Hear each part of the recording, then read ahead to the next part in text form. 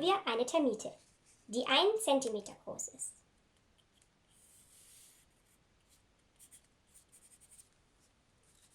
Ein Termitenbau kann bis zu 700 Mal größer sein als die Termite selbst. Nehmen wir einen Menschen, der 173 cm groß ist. Der höchste Turm, den Menschen je gebaut haben, ist nur 479 Mal größer als ein Mensch.